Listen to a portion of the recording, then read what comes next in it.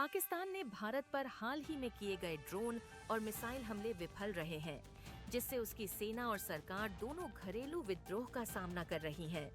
बलूचिस्तान, खैबर पख्तूनख्वा, सिंध और पंजाब में बगावतें बढ़ रही हैं। भारत की मजबूत रक्षा प्रणाली ने पाकिस्तान की योजनाओं को नाकाम कर दिया है, जिससे उसके समर्पण की संभावना बढ़ गई है।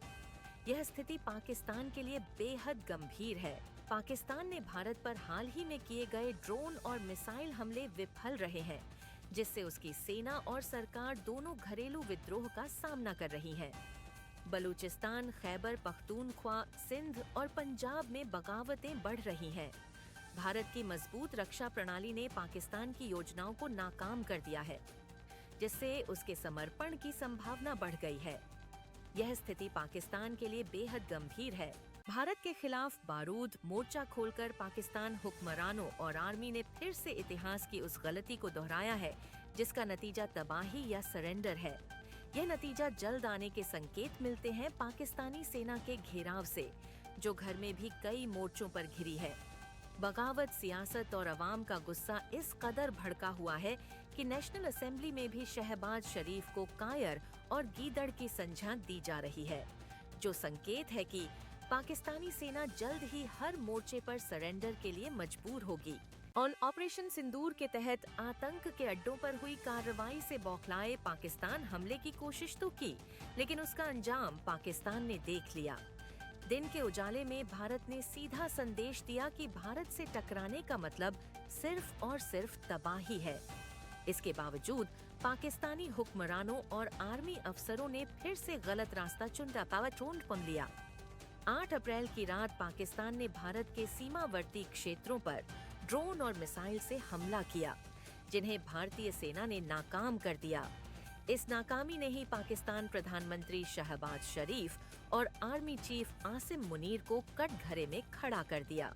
हथियार डालने का जो रिकॉर्ड पाकिस्तानी सेना ने 1971 में बनाया है, वो रिकॉर्ड ध्वस्त कर आर्म फोर्स 2025 में नया रिकॉर्ड कायम कर लेगी। एक तरफ हिंदुस्तान और दूसरी तरफ बलूचिस्तान के बीच पाकिस्तानी आर्मी घिर चुकी है, जिसमें बलूच लड़ाकों ने पाकिस्तानी सेना के काफिले पर हमला किया। इस हमले में पाक सेना के 12 जवानों की मौत हो गई और इस हमले की जिम्मेदारी बलूचिस्तान लिबरेशन फ्रंट ने ली है। यही वजह है कि भारत के खिलाफ साजिश रचने वाले और जहर उगलने वाले पाकिस्तानी आवाम और असेंबली मेंबर्स के टारगेट पर आ गए हैं। जम्मू को टारगेट बनाकर पाकिस्तानी सेना ने राजौरी में स्वार्म ड्रोन से हमला किया। ऐसे ही हमले पठानकोट में भी किए गए, जिन्हें नाकाम किया गया। लेकिन ये हमले यहीं तक नहीं रुके, पंजाब के जालंधर को टारगेट किया गया। राजस्थान के जैसलमेर को भी ड्रोन से दहलाने की कोशिश हुई और श्री गंगानगर तक ड्रोन का झुंड पहुंचा, लेकिन नाकामी पाकिस्तान की किस्मत में लिखी है।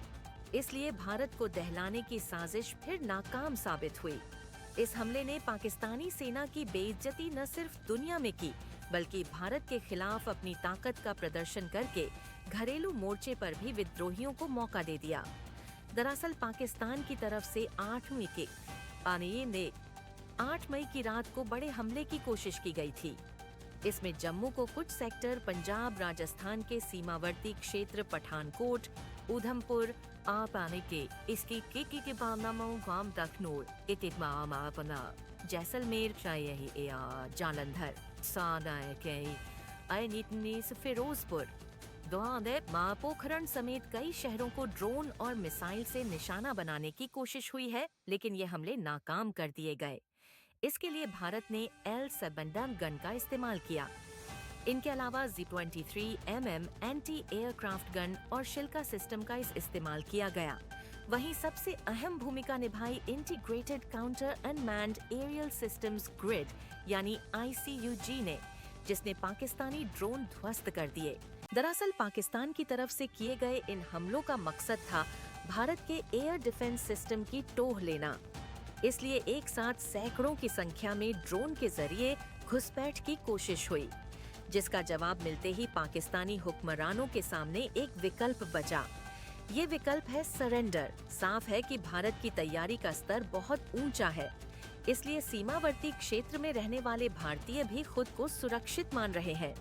बुरी तरह बेइज्जत पाकिस्तानी फोर्स LOC और IB पर नागरिकों को निशाना बना रही है और ये बौखलाहट बता रही है कि जल्द ही पाकिस्तानी हुकूमत और आर्मी घुटनों पर आने वाली है, जिसका प्रमाण 4 क्षेत्रों में खुला मोर्चा है, जहां शहबाज और मुनीर के खिलाफ आवाम सड़कों पर है, अपनी ही सरकार और सेना के खिलाफ बगावत पर उतारू हो चुकी है। क्षेत्रीय आजादी की मांग पर सेना के खिलाफ सशस्त्र मोर्चा खोल दिया है। अंदरूनी क्षेत्रों में भी पाकिस्तानी सेना पर घातक हमले किए जा रहे हैं। इसलिए आसिम मुनीर और शहबाज शरीफ पर इतना ज्यादा दबाव बन गया है कि अब उनके सामने सरेंडर के अलावा कोई दूसरा रास्ता नजर नहीं आ रहा है। पाकिस्तान की तरफ से जल्द सरेंडर होने की पुष्टि करते हैं वहां के हालात, जिनमें सबसे बड़ी भूमिका बलूचिस्तान की होगी, जिसकी आजादी के लिए सशस्त्र विद्रोह जारी है। ऐसे ही खैबर पख्तूनख्वा पर भी संकट मंडरा रहा है, जहां भी विद्रोहियों ने पाकिस्तानी आर्मी के खिलाफ मोर्चा खोल दिया है। इतना ही नहीं, सिंध और पंजाब में स्थिति और भी ज्यादा गंभीर होती जा रही है। यहां सड़कों पर विद्रोह जारी है। इससे भी ज्यादा अहम क्षेत्र है गिलगित बाल्टिस्तान, जहां कब्जे के बाद से पाकिस्तान के खिलाफ विद्रोह जारी है, जो भारत के खिलाफ एक्शन से और ज्यादा भड़क गया है। पाकिस्तान में इस समय दहशत का माहौल है। भारत के हमले का डर पहले ही सता रहा है और दूसरी तरफ घरेलू मोर्चे पर पाकिस्तानी सेना को कई क्षेत्रों से बेदखल किया जा रहा है। इस मोर्चे पर एक तरफ बलूचिस्तान लिबरेशन आर्मी है, दूसरी तरफ तहरीक-ए-तालिबान पाकिस्तान है, तो तीसरी तरफ जय सिंध मुत्ताहिदा महाज ने विद्रोह शुरू कर दिया है। सबसे अहम बात यह है कि भारत के खिलाफ मोर्चा खोलकर पाकिस्तान ने अपने अंदरूनी बागी संगठनों को आक्रामक होने का मौका दिया है, जो बताता है कि पाकिस्तानी हुकूमत और सेना हर मोर्चे पर घिर चुकी है और नाकामी उनका भविष्य बन गई है।